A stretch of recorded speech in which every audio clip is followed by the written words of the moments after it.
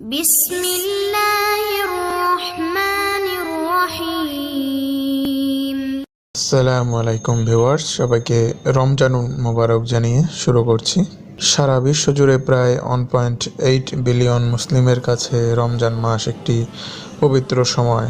সূর্যোদয় থেকে সূর্যাস্ত পর্যন্ত রোজা রেখে তারা এই সময়টি পার করে থাকে। কিন্তু কবে প্রথম এই মাসব্যাপী রোজা বাধ্যতামূলক করা হয়, ইসলামের পূর্বেই বা রোজা কেমন ছিল, এসব নিয়েই আমাদের আজকের আয়োজন। রামাদান, বাংলা অর্থ রমজান। শব্দটা এসেছে আরবি মূল রামিদা বা আর রামাদ থেকে, যার মানে প্রচণ্ড উত্তাপ কিংবা শুষ্কতা। আরবি ক্যালেন্ডারের নবম মাস হলো রমজান। হজরত মুহাম্মদ সাল্লাল্লাহু আলাইহি সাল্লাম প্রথম ওহী পেয়ে নবী হয়েছিলেন 610 সালের রমজান মাসেই। এই মাসের যে রাত্রিতে প্রথম আয়াতগুলো নাজিল হয়, সূরা আলাকের প্রথম 5 আয়াত, সে রাতকে বলা হয় শবে কদর বা লাইলাতুল কদর। বলা হয়েছে যে রমজানের শেষ 10 দিনের বিজোড় রাত্রির কোনো এক রাত্রি এই শবে কদর। প্রসিদ্ধ মতে সেটা 27 তারিখ ধরে নেওয়া হয়, যদিও আরেক মতে সেটি 23তম রাত্রি। তবে নিশ্চিতভাবে এই রাতটি পাওয়ার জন্য ধর্মপ্রাণ মুসলিমগণ ইতিকাফ করে থাকেন, অর্থাৎ নির্জনে টানা 10 দিন প্রার্থনা। আর এই রমজান শেষ হওয়া মানেই ঈদ উল ফিতর, যা মুসলিমদের প্রধান দুটি উৎসবের একটি। পুরো এক মাস পবিত্র রমজান মাসের রোজা রাখার আদেশ অবতীর্ণ হয় যখন নবী হজরত মুহাম্মদ সাল্লাল্লাহু আলাইহি সাল্লাম এবং সাহাবীরা মক্কা থেকে মদিনাতে হিজরত করেন। তারপরে সেটা ছিল হিজরতেরও 18 মাস পরের ঘটনা। তখন আরবি শাবান মাস চলছিল। রমজান মাসই হলো সে মাস যাতে নাজিল করা হয়েছিল কোরআন, যা মানুষের জন্য হেদায়েত এবং সত্য পথ, যাত্রীদের জন্য সুস্পষ্ট পথ নির্দেশ আর ন্যায় ও অন্যায়ের মাঝে পার্থক্য বিধানকারী। কাজেই তোমাদের মধ্যে যে লোক এ মাসটি পাবে সে এ মাসের রোজা রাখবে। পবিত্র কুরআন, সূরা বাকারা। তবে এমন না যে এর আগে কেউ রোজা রাখতো না, অবশ্যই রাখত। কুরআনেই বলা হয়েছে যে আগের জাতিগুলোর জন্য রোজা বাধ্যতামূলক করা হয়েছিল, সেটা রমজান না হলেও। হে ঈমানদারগণ, তোমাদের উপর রোজা ফরজ করা হয়েছে, যেরূপ ফরজ করা হয়েছিল তোমাদের পূর্ববর্তী লোকদের উপর, যেন তোমরা পরহেজগারি অর্জন করতে পারো। পবিত্র কুরআন, সূরা বাকারা। এমনকি মক্কার মানুষেরাও ইসলামের পূর্বে রোজা রাখত, তবে সেটা কেবল মুহররম মাসের 10ম দিন আশুরার রোজা। কারবালার ঘটনা তখনও ঘটেনি। আশুরার প্রধান উপজীব্য ছিল হজরত মুসা আলাইহিস সালামের নেতৃত্বে মিশর থেকে বনি ইসরায়েলের মুক্তি এবং লোহিত সাগর দুভাগ হয়ে যাবার ঘটনা।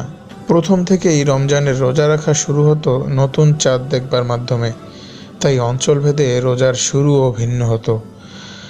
এখন মেরু অঞ্চলের কাছাকাছি দেশের মুসলিমরা প্রকৃতির স্বাভাবিক সময়ানুসারে সেখানে রোজা রাখতে পারে না, যেহেতু সেখানে দিনরাত্রির পার্থক্য করা দুরূহ।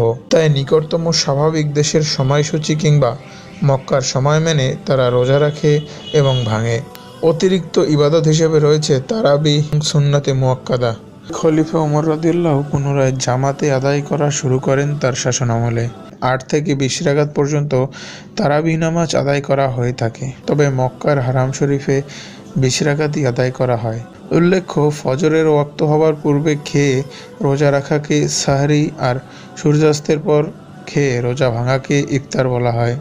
অনেক খ্রিস্টানও রোজা রেখে থাকে, তবে কিছুটা ভিন্ন অর্থে।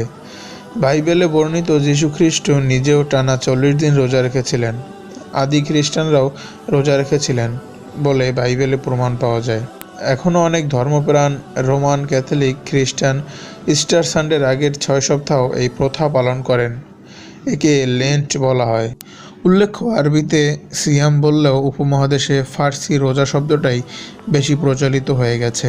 আরবি সাওম শব্দ কিংবা সিরিয়াক সাওমা অথবা আদি হিব্রু সম শব্দের মূল অর্থ বিরত থাকা।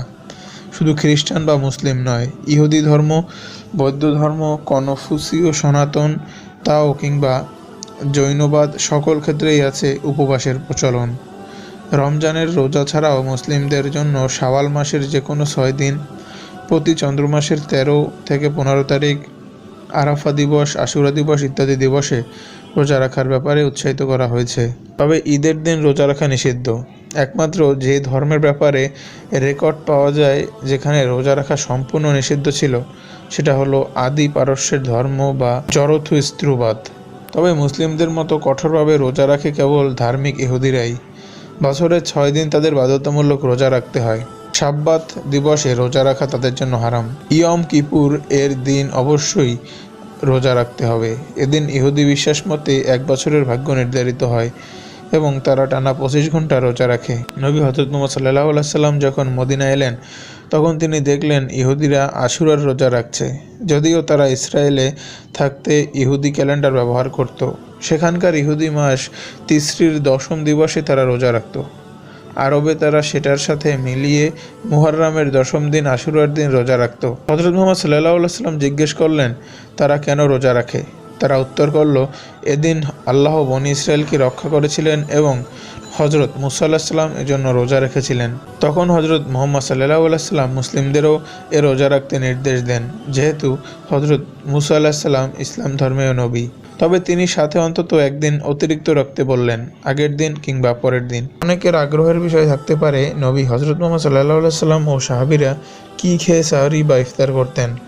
নবী সাল্লাল্লাহু আলাইহি সাল্লাম মাগরিবের আগে কয়েকটি ভেজা খেজুর খেতেন। তা না থাকলে শুকনা খুরমা বা খেজুর আর পানি, এটাই ছিল ইফতার। একবার তিনি সফরে থাকা অবস্থায় ছাতু ও পানি মিশিয়ে ইফতার করেছিলেন। সেহরির ক্ষেত্রেও প্রাধান্য দিতেন খেজুরকে। তবে এমনটা ভাবার কারণ নেই যে খেজুরগুলো ছোট ছোট। আরবীয় খেজুর যথেষ্ট বড়, অন্তত আমাদের দেশের তুলনায়। সারা বিশ্বের ধর্মপ্রাণ মুসলিমগণ রমজান মাসটি পালন করে ধর্মীয় ভাব গাম্ভীর্যের সাথে এবং পরম আগ্রহে সাদরে বরণ করে নেয় রমজান শেষে ঈদকে। সবাইকে রমাদান মোবারক।